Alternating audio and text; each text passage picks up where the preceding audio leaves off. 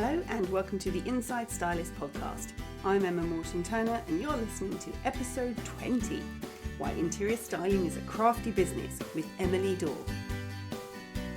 So, he was at it again. Mr. Alan Taylor decided to steal some flapjacks from the kitchen while we were recording this in the living room and then proceeded to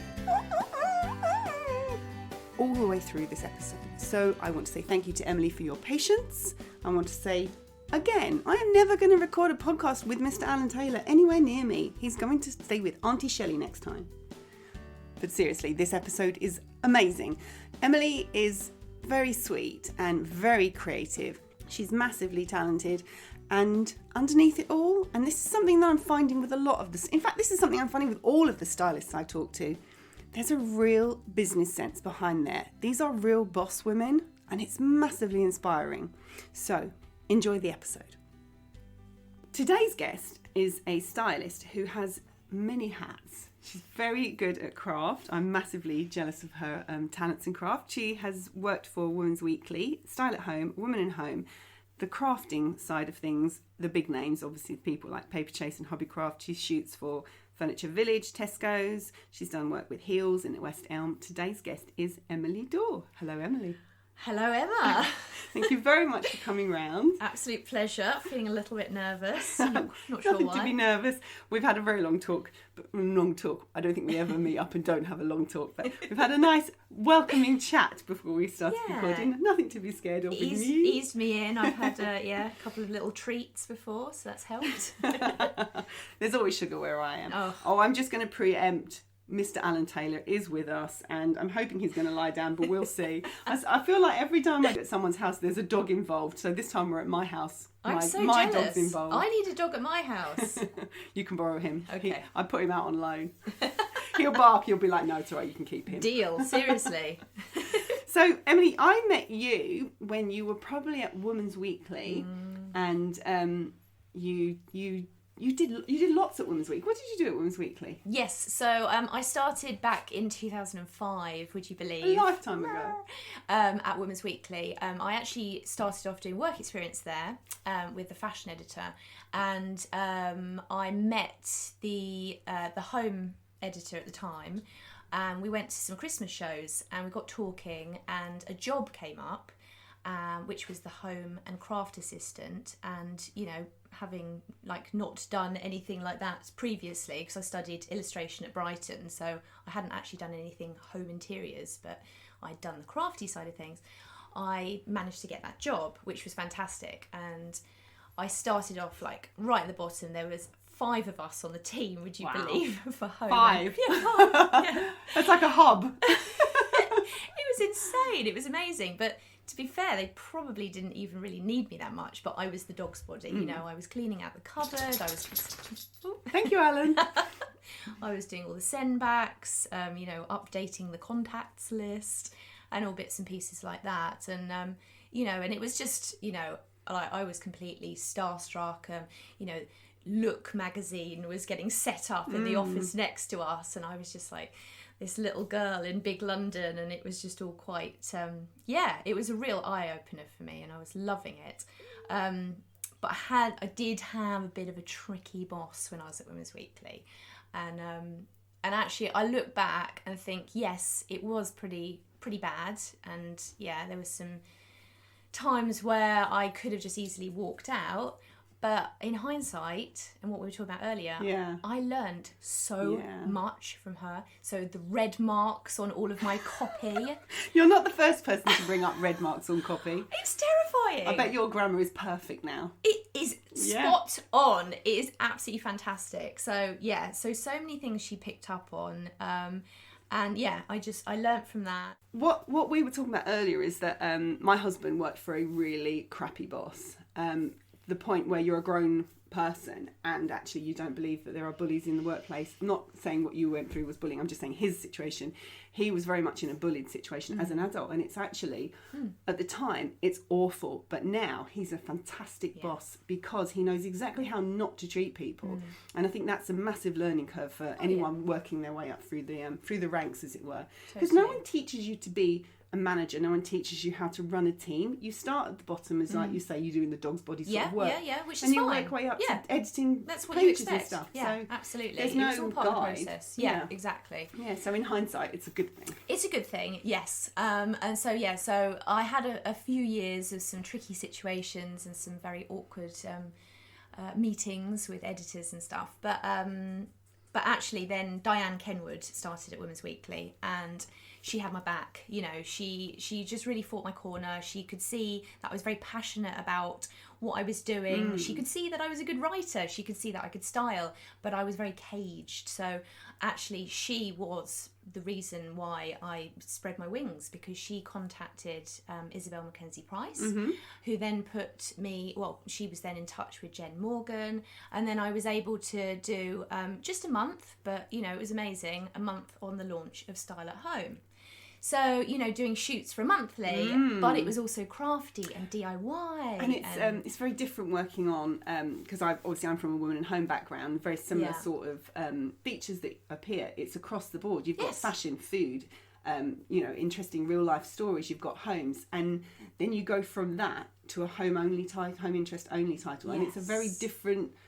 It's a very different atmosphere, but especially for a launch. But you have to focus on what you're doing and make sure that that page over there doesn't have the same chair as that page over there, which you don't have to do when you're doing a general interest. So yeah, and then a much smaller team as well. You know, at Women's Weekly, probably at that time, we were sort of like 40 people, whereas the launch, I think maybe we were like 10 or something. And you were weekly as well. Yes. So that's a whole different thing.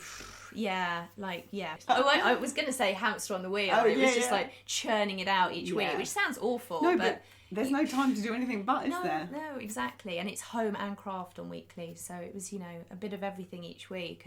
And it was difficult to put your all into something. So, I went back to Women's Weekly after Style at Home. A little bit disheartened because I really enjoyed it. I wanted to stay and everything. But, went back to Weekly. So what were you doing with Style at Home when you were helping set up? Were you writing features and... Yeah, so I was writing features. I was doing like their DIY page at the back. I was going to shoot. I had to make, a lampshade using wallpaper, which was really exciting. And then I think my hands were used in another shoot, which was... very exciting, you know, suddenly seeing my hands. And, yeah. My hands were in Living Etc. when I was a work experience. I thought I was famous. I loved it. Yeah, actually. I still have that issue somewhere. Actually, you know what? It started off like going right back to the beginning before I even graduated. I did work experience at Your Home magazine when it was over at Docklands. And I remember I was sitting in a seat of someone called Tara Sloggett, who I know the name now. Lovely Tara. Yeah. And I was sitting in her seat and I was working with Claire Steele, and I did a shoot with Lizzie Orme, like all these people that, you know, are in the industry still, and, you know, big names. And we had to show how to make a roller blind. And again, my hands were in that magazine and my mum had to test out some soups for the magazine as well. And we just thought we were famous. It was amazing. So that's how it all began, actually, doing the work experience when I was 17. So that was great. So going back to my journey through magazines. So I was at Women's Weekly again after Style at Home, and then I saw advertised on the intranet at what was IPC a 6-month maternity cover at Women and Home, being I think it was the stylist, deputy style editor, home editor. Something like that. It was the deputy home editor job, whatever it was called. Yeah, and I read it and I was like, oh, this sounds amazing, but it's only 6 months, and I can't leave my job for like a thing that's just 6 months. And then one of my friends who worked at Pick Me Up was like, you've seen this, right? You've got to go for it. And I was like, do I? Just take a chance.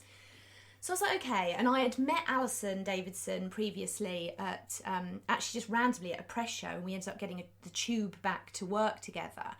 Just for anyone listening, Alison was the home editor at the time. Yes, the home editor. We're not mute. No, I just told you. Phew. So I'd met Alison, and there's just so much importance about meeting the right people. Absolutely. You're not a name at the end of an email. You're actually a face and a person. And so, you know, it was very fortuitous that I had met her, and also Wendy Salmon, who was working at Women in Home at the time as well. And so I sent Alison an email just going, I don't know if you've closed this yet, but I've seen this on the internet. I'm really interested in applying. And she was like, oh yeah, definitely get your portfolio over to me. Like, why don't you come up and see me tomorrow? And I was like, Did you have a portfolio?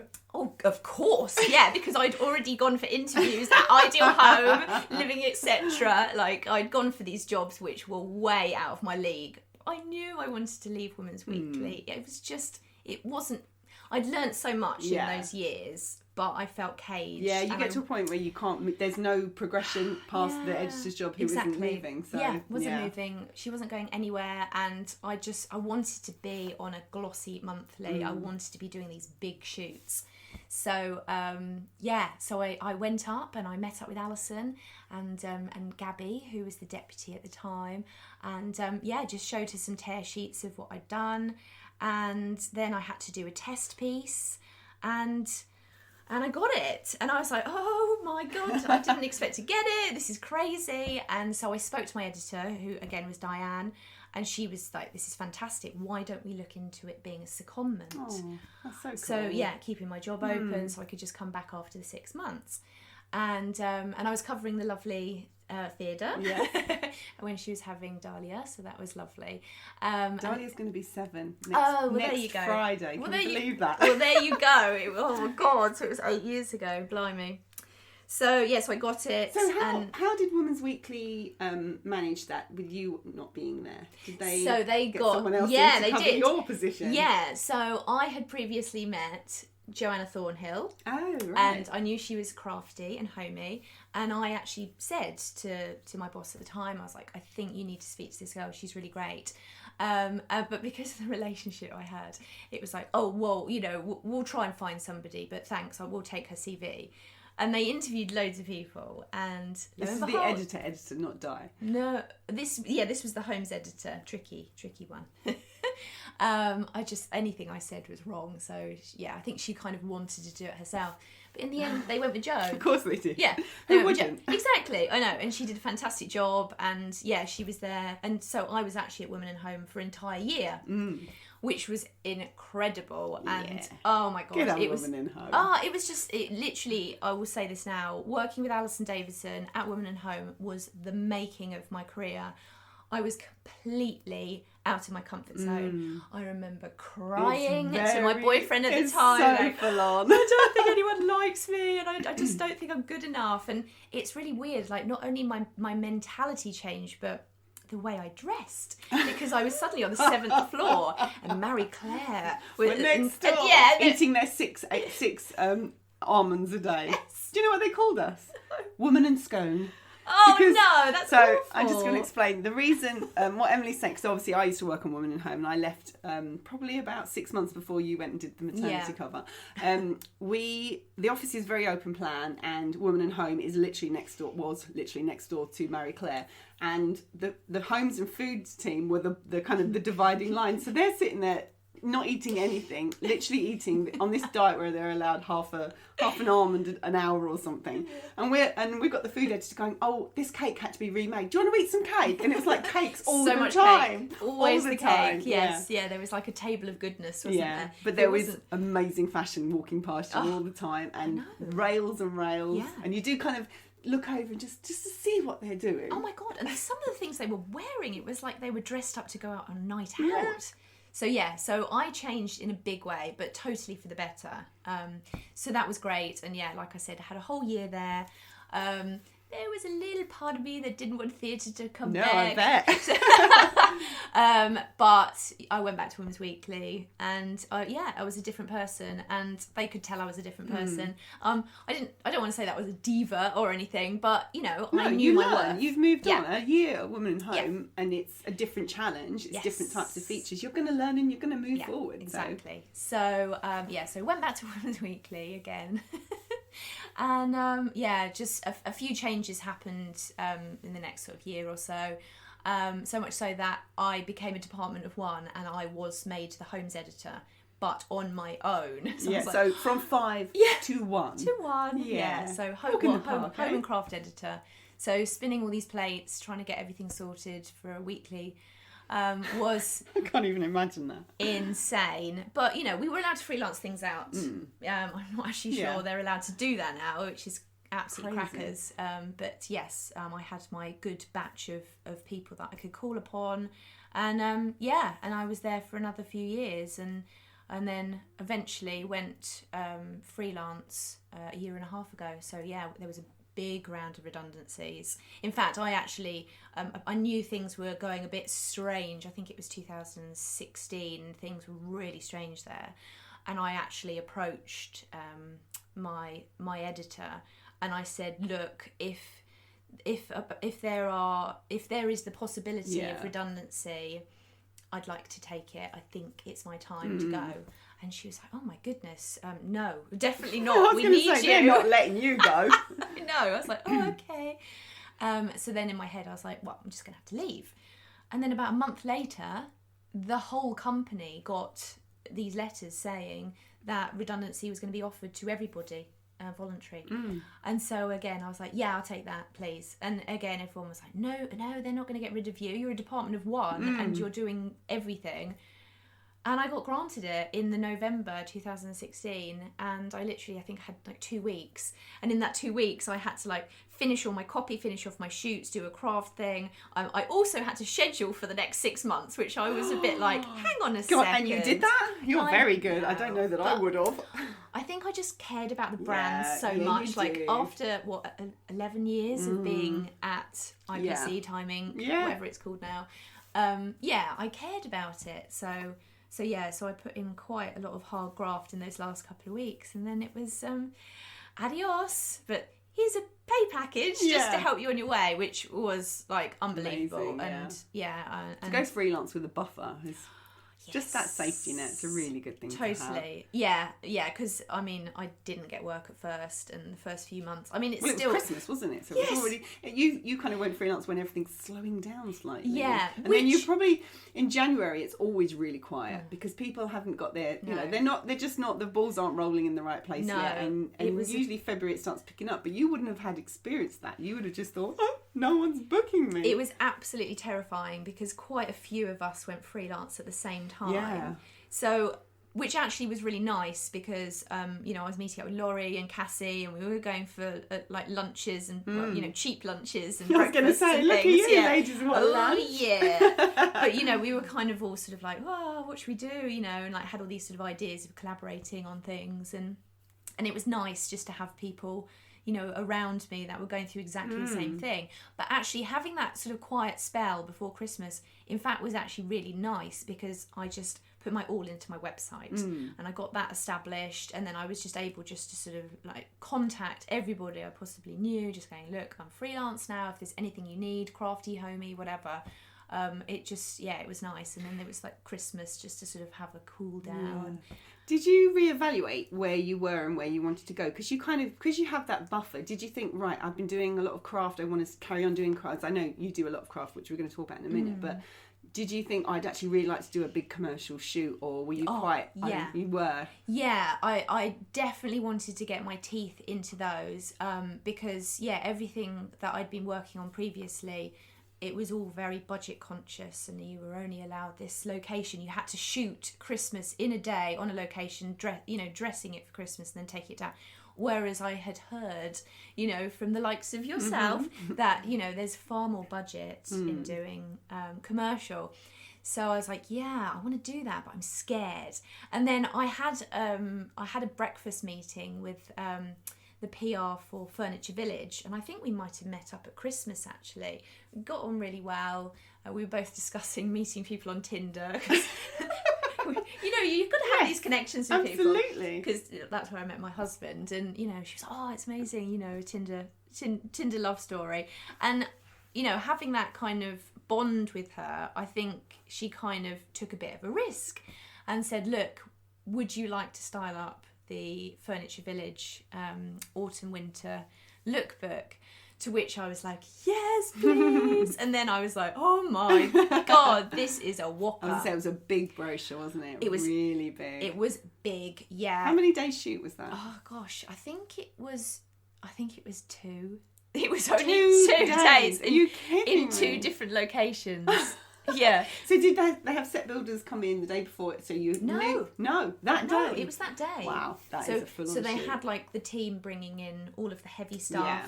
All that of that the in furniture. itself is a game changer. Oh my God, totally.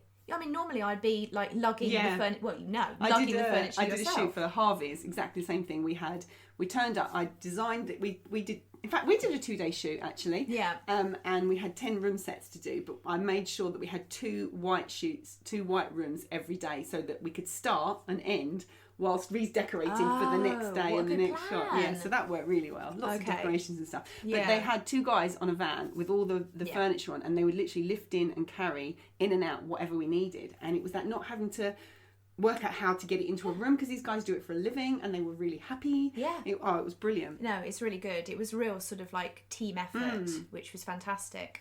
But like getting my head round sourcing props, because obviously previously the props that I was sourcing for editorial, you had to credit. So you would contact a PR and they'd send something in, and that was it, and then you'd send it back to them, la-di-da.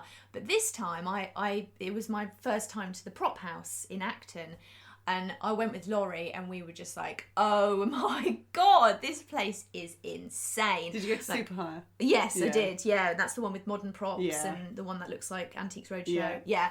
I went there, and I honestly, my heart was racing, because I was just so taken in with all of these colours and signs and it's huge textiles. It's and actually it was very overwhelming. But you guys went when you didn't need to. Did you need to prop when you went that first day? You did. Oh, yes. I thought the pair of you had gone off just to check it out. I really wish I had done that. So anybody that hasn't been to the prop house that thinks they might need to do that for a shoot, go for a recce. I did actually speak to the big guy at Super Hire about doing a little tour. Oh, what a good idea! Should we do a tour?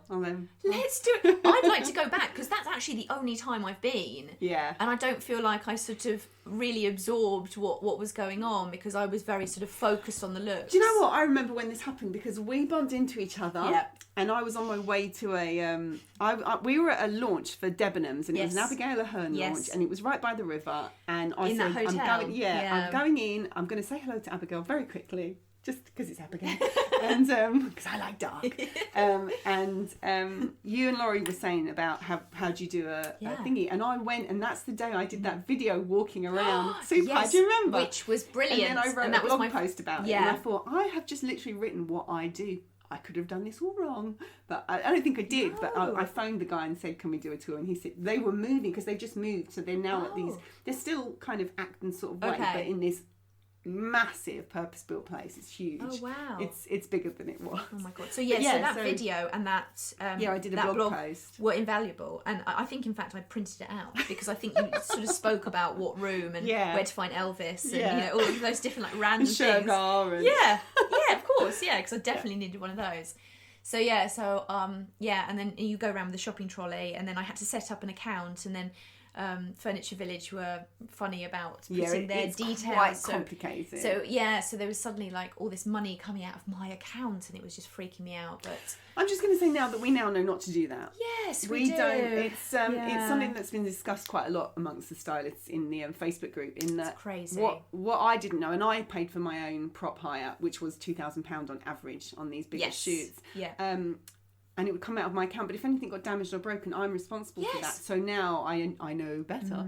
I know that the client has to pay for it. They have to be responsible for their props, because it's their shoot. Yeah. So I had an absolute nightmare, because I think we've all been there, and it's been if I don't pay for this, I don't get props. I'm just going to do it. So one of their marble chopping boards went missing.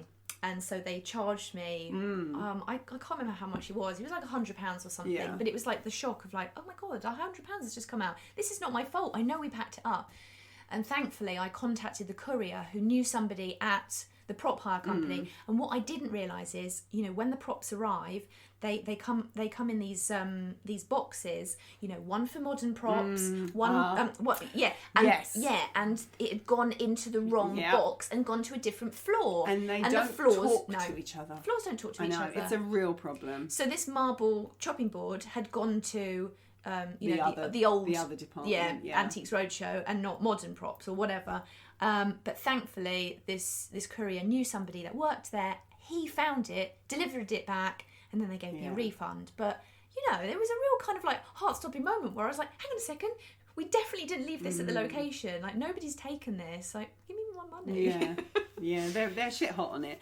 Yeah. But, it's been, I've had something very similar with, I had 2 candelabras on a shoot, and they'd gone back to They were actually from modern, even though they were very ornate. So they were put into the wrong crate and they went back to smalls, which is just like the one that's just like a massive, it's like a jumble cell. There's just so much to look at. It's a bit more grungy sort of thing.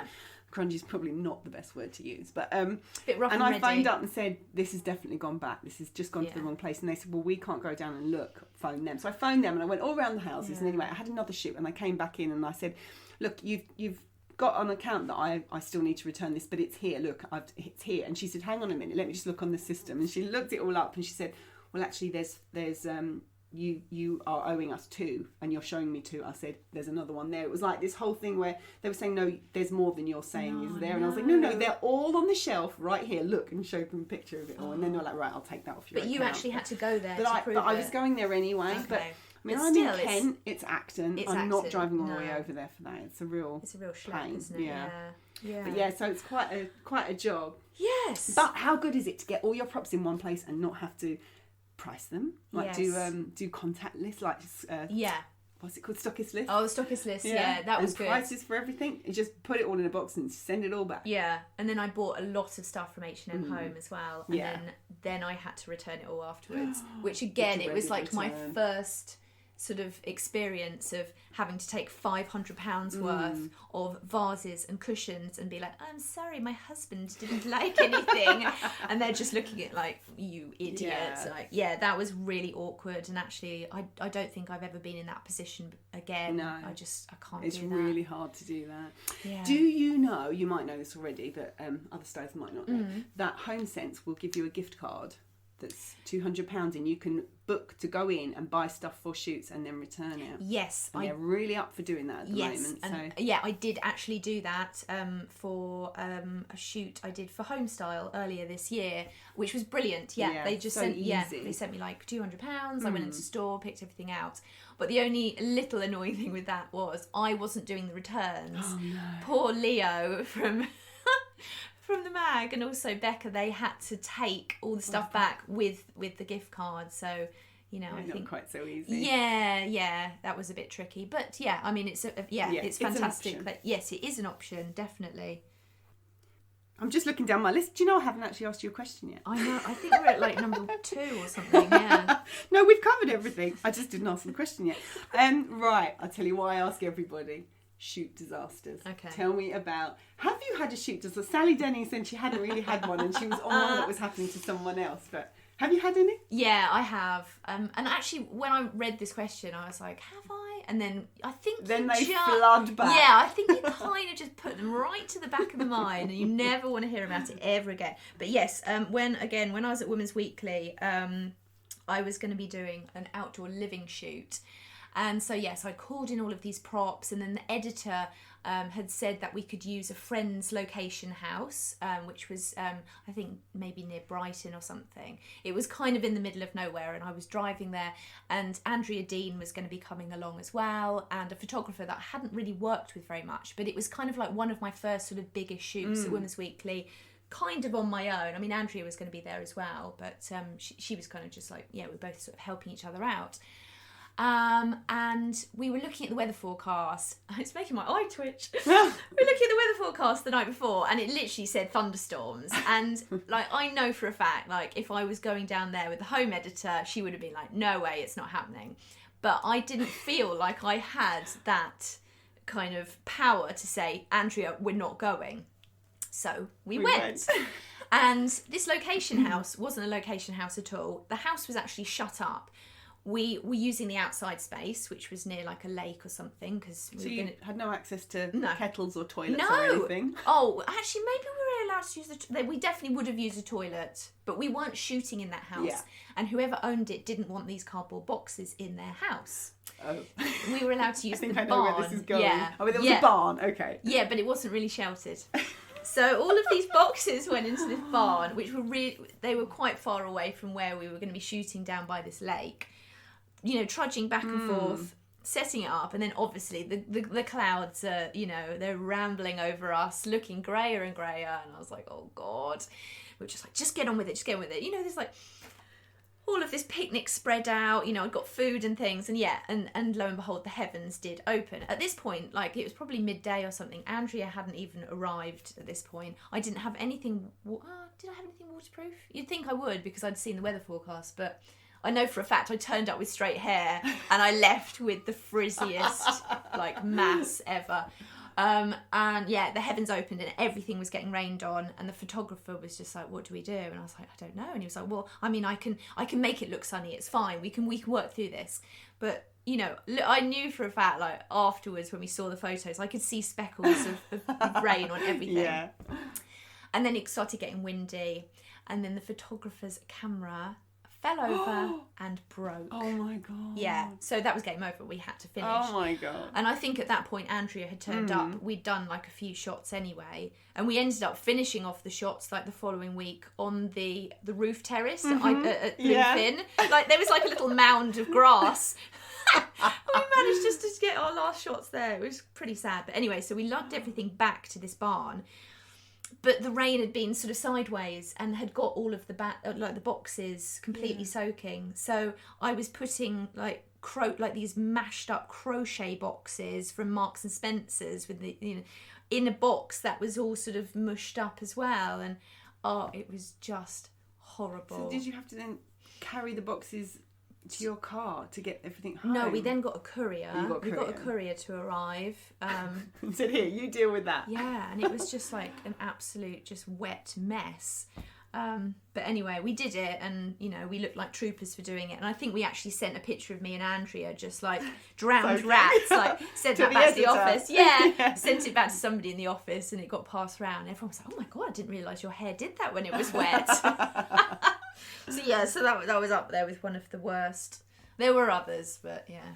I think every time I've had to do a shoot outdoors, I'm like, well, I'm shooting outdoors, it'll be fine. It will be fine. We'll and if it rains a bit, it will rain, but it never rains all day. And I think I've I can't remember ever being completely rained off. I've never heard of anyone breaking a camera on a shoot either, but I'm sure it happens all the time. I mean, he was insured. He must have been insured. Yeah, he was. But it was just a really... Yeah, everything that could go wrong seemed to go wrong. Yeah, it was just a horrible end to a rather miserable wet day.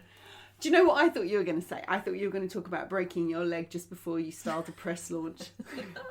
Or should I say 6 weeks before you got married? Oh, yeah, that was just super timing. So I can't remember, you had a launch really close after breaking your legs. How did you deal? A week. Yeah. How did you deal with that?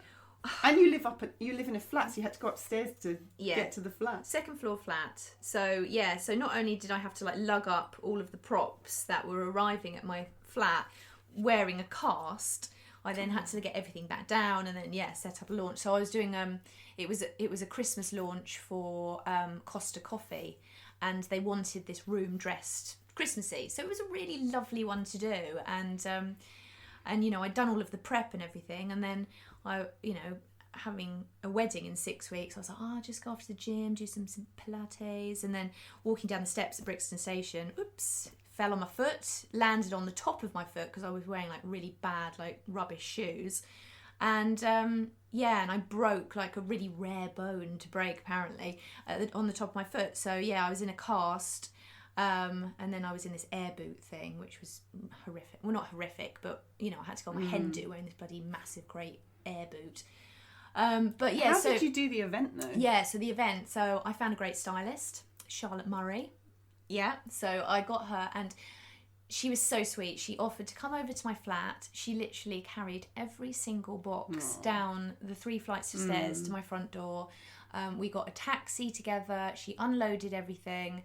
Yeah, she was amazing because I knew exactly how I wanted the event to look. Like, I'd done sketches and everything. It was quite easy for her to sort of get on with it. I mean, I was doing my best as well, but yeah, I was a bit slow. I was sort of staying in one place and doing one table at a time, whereas she was sort of going left, right and centre and dressing everything. So yeah, but, you know, I did it. You do what you have to do to make it work. Yeah, you do. And actually, thankfully, I didn't really have any other big sort of shoots or anything. I think I sort of cleared my diary because of the wedding. I just thought, oh no, I'll just do workshops and things like that. I can't even remember what else I did in that time. But yeah, I remember turning out some press shows and everyone just like wide-eyed going, oh my God, what's happened? What's happened and why are you at a show? I've got to go. It was all in bonus. I had to go. Oh yeah, you can't miss that one. No, exactly. So speaking of workshops, I remember speaking to you before you went freelance about doing workshops, because you've done workshops for some big names. You do some fun stuff. I do, yeah. I do love teaching a workshop. So it all actually started when I was at Women's Weekly, and we would do these massive, great events up in Manchester, Women's Weekly Live. And I would host workshops there, and I'd have the headset and everything, and I'd be teaching people how to create like Christmas cards and things like that. And so I always knew that, you know, I've always been a bit of a show off, and I do like I do like teaching as well, because, you know, you get something out of it. You know, it's not just you sort of just doing one thing and not knowing how, you know, you've actually got physical reactions from people, which I really love. So yeah, so I knew after I went freelance, I definitely wanted to do the teaching. So I can't remember who I did a workshop with first. I think it was Paper Chase. I did some stuff with them. And then I had a meeting with one of the girls at Heels, and I think it was just about, you know, just featuring their stuff in, you know, in the next shoot I do or something. And I said, oh, do you know that I can teach crafts? And she was like, well, what can you teach? And you said everything. What do you mean? I don't knit, but I do everything else. No, I'm very honest. I don't sew. I don't knit. I can't do any of that. So I don't have the patience. I quite like quick crafts. So I was like, well, you know, I can do origami, or I can do, you know, any sort of paper craft or watercolour, and I think, what did I do first of all? Oh yeah, so it was their Christmas event. So we did Christmas cards, and we did heat embossing, which is where you use, so you use like a special pen, which is like a heat embossing pen, and then you tip on this powder, and then you use a heat gun, and it magically transforms from a powder into like a little sort of solid mass, and it looks really beautiful, like especially if you do it like on a black Christmas card or something like that. And so that was like my first workshop, and it went really well. And from the back of that, they were like, well, why don't we do some ticketed events? So I did some paper marbling using shaving foam, obviously, rather than all of the oils and stuff, because they would just take too long, and you know, in a 2-hour class, you just don't have time for that. But having 17 people in heels spraying shaving foam, oh my God, and then, like, you know, you have to scrape it off with a ruler, and then onto newspaper, and then have to get rid of all of that. Yeah, so it was messy. And I have a vision in my head. Yeah, and I was feeling, and the smell. Yeah, it smelled good. Did it smell of man? It smelled of man, real manly man. Heels smells of man. But, you know, I was encouraging them to, you know, drip all this food colouring and stuff. And we're working on these really expensive tables, and they're all sitting on these, like, Knoll seats or whatever the brand is. And, you know, every single seat has, oh, this is £400 and this table's £2,000. Well, they invited you in. They knew what they were getting. It was their own fault. Yeah. So, anyway, you know what? We did it anyway, and we covered everything with newspaper, and I think it was fine in the end, but they didn't ask me to do another one. No, not marbling. Not marbling, no. But everybody came away with like a little notebook, and we used gold leaf and stuff, and yeah, and that was great. And again, I got, you know, a real high from that, and then people started posting things on Instagram and tagging me in that, which was wonderful. And so from the back of that, I got another thing, and yeah, it's just kind of, it rolls, doesn't it? It rolls, yeah. So I always do heels parties now, which is great. Although having drunk people sitting down doing crafts. No heat embossing going on in those ones. Well, no. I mean, no sort of like things like lino cutting, like, because that terrifies me. Drunk people trying to do origami, because your origami is I find it quite difficult to do that sort of stuff. Yeah. Small fiddly things when you're a little merry. Yeah. Well, two of the parties have been origami. And it's been really difficult, because origami, you kind of almost need to be like right next to the person, showing that person the exact fold. When you've got a long table of people, the person at the other end is not going to see. So I've learnt the hard way that origami, small table, very small, round small table is much easier. But and then And then last year I got in contact with the guys that run Kirsty's Handmade Fair at Hampton Court, and I was like, hey, I'm a crafter, is there any gaps that you want me to fill, because I could do some stuff for you? And they're like, yeah, what do you want to do? And so I came up with some ideas, and they loved the idea of doing paper quilling.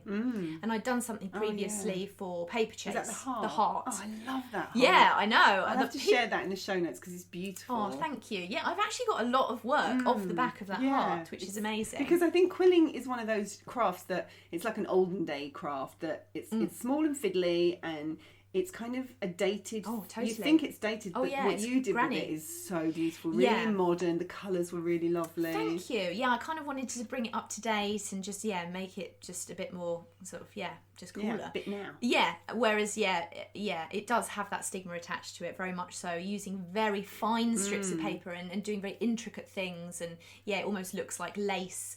But you don't need to do that at all. I mean, I was cutting 1 centimetre strips just from A4 paper.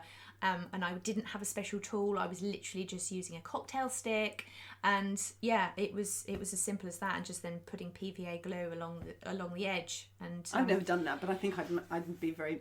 I'm not good with fiddly. I like to sew. Yes, but I think I'd make a real mess with them. No, you wouldn't, because it's like have a go. Have a go, and you can make all these different shapes and stuff. So I did a hot air balloon at Kirsty's Handmade Fair, and I was teaching 100 people a day. A day. Wow. So I did it over 3 days. Did you love it? I bloody loved it. I was so scared on the first day because I'd never taught that many people at once. And, inevitably things went wrong, like my mic stopped working, so I was really having to shout. And then the camera above my hands, which is you really need in that, because it's like showing what you're making, that cut out as well. So I was having to run round to the tables going, just twist here, this is how you make a heart. And but I mean, we made it work and it was fine. So I did that over the 3 days, and I'm teaching again this year, which is great. But I got in contact. When is it? It's soon, isn't it? Yeah, it's September the 14th to the 16th. Oh, so people can come and meet you. People can come and meet me. Do you know what you're doing? Exciting. Are you allowed to say what you're doing? Yeah, I can say what it is. It's actually wasn't my choice this year, unfortunately. And I said to because it's a new girl this year, I was like, I do papercraft, And she's like, oh, papercraft's filled up. We've got spots in, there's sewing and textiles. And I was like, okay. No. And I was like, I'm not sure I can really teach anything. She was like, can you make a tassel? I was like, yeah. She was like, okay, what about a tassel placemat? I was like, sure. Okay, so I'm making a tassel placemat, which is fine. Tassels is how I got into this business. What? Tassels was what got me to where I am now. Really? I was obsessed with them. What I basically decided I wanted to make tassels. I made tassels and I put them on cushions, and then I needed something more, and I ended up doing this upholstery course, and I just learned how to do all this kind of quite technical stuff. And then I kind of long-winded story, but I ended up getting a job because I said I was really into, a job on a magazine, because I said I was really into doing things for the home, and it all started with tassels. Oh my God, well, there you go. So if you need an assistant on your workshop, I'll come help you. Always. I always need assistance for those sorts of things, definitely. So so I'm doing that in September, which is really exciting. And then it's a nice fair, that one as well, isn't it? It's got a really nice.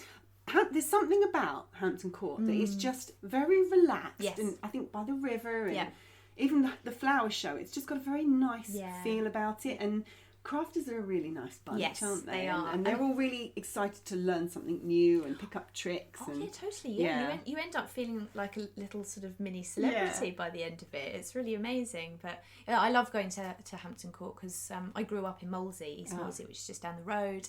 And my mum still lives in Thames Ditton, so I'm always in that area. So handy. Yeah, and then I just bump into people that I knew from school and stuff. Which is nice. Really nice. But I am going to be doing a giveaway actually on my Instagram. Yes, so they've given me I think 10 tickets. Oh, fantastic. Yeah, so I'm going to be doing some sort of giveaway in the next few weeks. Oh, so that brings me on to your Instagram. Emily's Instagram her handle is Edit by Emily, and you can see a lot of what you do there in your stories and things. Yeah.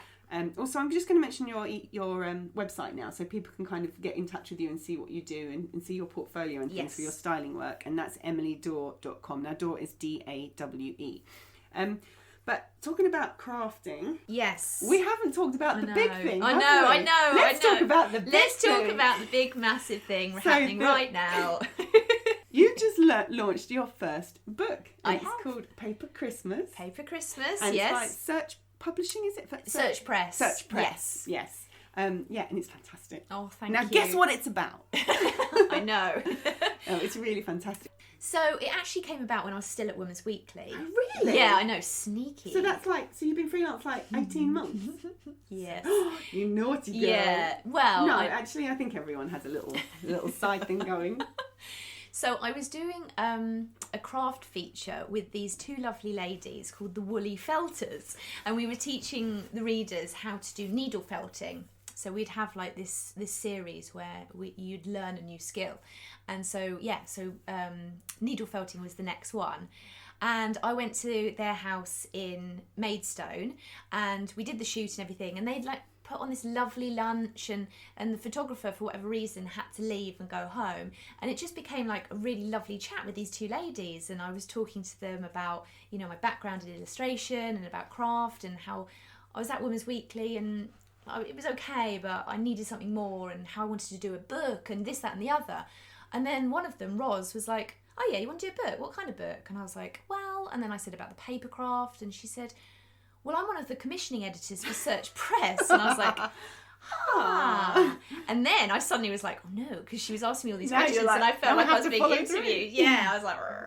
But yeah, I just came up with these ideas and she was like, okay, well, send them to me on email with some visuals. And I was like, do you want me to make anything? And she was like, well, just send some things that you've seen on Pinterest, you know, the kind of vibe that you want it to be. So I was like, okay. So I sent those over and she had a meeting and kind of, told the rest of the board, you know, this new idea for a book and they liked it. She came back and they were like, said they wanted me to make a couple of prototypes of, some of the craft. Yeah. I made these like miniature little advent houses and some bunting and just a few bits and pieces and photographed them, sent them over. And then again, she went into this meeting for me, pitched my ideas with my crafts. And I remember I was at Glastonbury. Yeah, so it was Glastonbury 2016. So yeah, still at Women's Weekly. And it was really bad network coverage there. And I kept looking at my phone every day and I hadn't heard anything. And then I left Glastonbury, didn't hear anything. And it was really weird. I needed to go back to Somerset the following week because I had a friend's birthday party.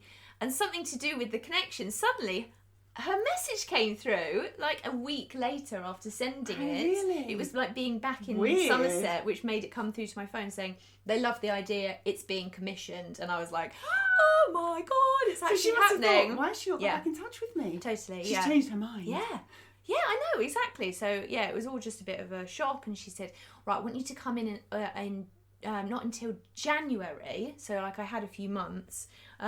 Come back in January, meet the editor and let's talk through the project. So I had to come up with a gazillion ideas, which is easily done when you've got the likes of Pinterest, obviously. So I just had so many. So I turned up and I had things that I'd made, I had pictures, I had lists, and we just like went through it. We spent a whole afternoon and we basically plotted out the entire book that day, which I was really surprised that we would do. But I was working with such a fantastic editor that she knew exactly what would work and what wouldn't work. And, you know, I was like, oh, what about some crackers? Let's have some. She was like, no, we can't have crackers. And I was like, why not? Can't have the snap. No, can't have it because the book, because they have it in America. That has to go abroad. And Americans don't have crackers. Who knew? I didn't know that. I know, it's such a shame. Yes, I feel like they're really really missing out. So I had to think of an alternative for crackers, and we just came up with a really good plan that day. And then so that was January 2017, and I got told, okay, we're not going to be shooting until January 2018. So I had a year to make everything. I didn't start until November, December. No, I did. You know what? I did a project in June. I know I did the Christmas cards in June. And then I was getting married that year as well. So I was like making stuff for that and then doing stuff with the book and, you know, all of these things, like not really getting, I mean, I got an advance, but, you know, that kind of went on all the materials. So I was doing all of these things that, weren't generating any money. So obviously I was doing like the work, which was paying the bills. Time. Oh, so really hard. Last year was mental, and actually in hindsight I should have started in that January. Of as course. soon as I got home. We all know what we should do. Yeah, We totally. never do. Yeah, so then I shot it in January with a couple of amazing photographers. So we did all of like the hand step-by-step stuff in the studio at Search Press, and I was there for a week, and they put me up in a little house there that they've got, and that was really lovely. And then I shot with an amazing photographer called Fiona Murray, who actually works very closely with Kirsty Allsop. Oh, so it was kind of all sort of linked. 6 degrees of Kevin Bacon. Yeah, exactly. And so we did some lovely lifestyle photography. I was able to get a location for free just by putting something out on Instagram. So but in the end, we ended up doing most of the stuff tabletop, flat lays, or very intricate stuff. So we didn't really need all the fireplaces, which I thought we might have needed.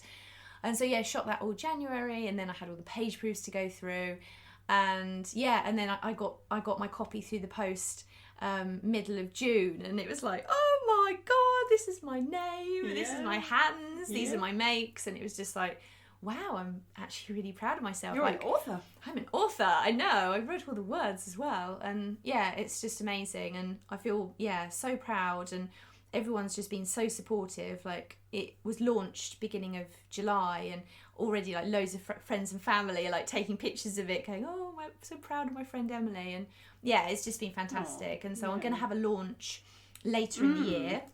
I've just heard today, actually, that's going to be with West Elm. Oh, fantastic. Yeah, so which will be great. And, maybe I'll do like a workshop, one of my projects from the book, and then we can have some nibbles and some fizz, and the book will be there to buy at a discount rate, and I could do signings and stuff and all of that around some towns, and actually feel like idea. Which is great.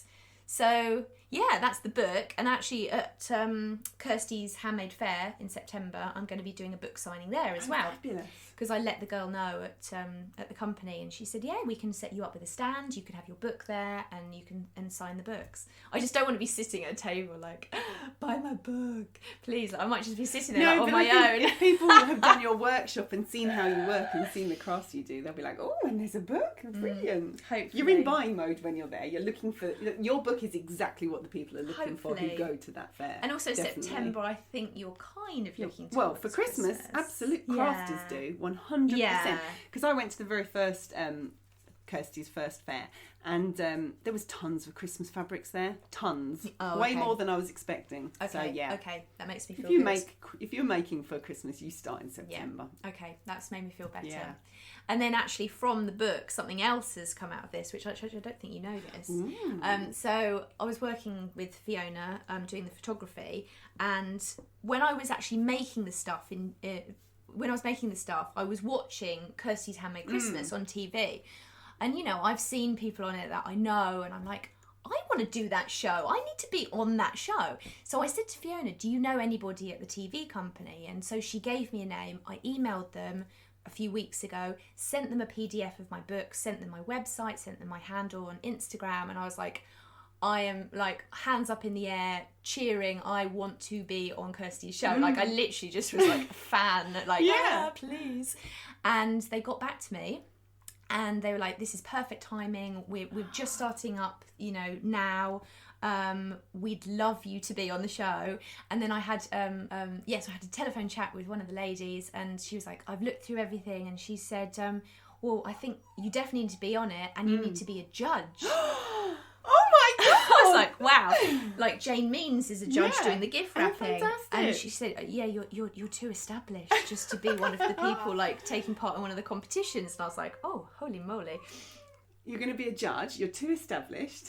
Yes, so apparently I'm too established just to be somebody taking part in a competition, which I was a bit like, okay. How flattering. How flattering, I know. So now we've just got to come up with what craft I'm doing. And she had seen my quilling heart and really liked that. And she was like, well, we've never had quilling on the show like we were before. just saying, it's an old craft people don't really think of doing in a modern way. Yeah, so she was like, maybe you could do a Christmas card in the same sort of style. And so I'm thinking, probably a star or something like that.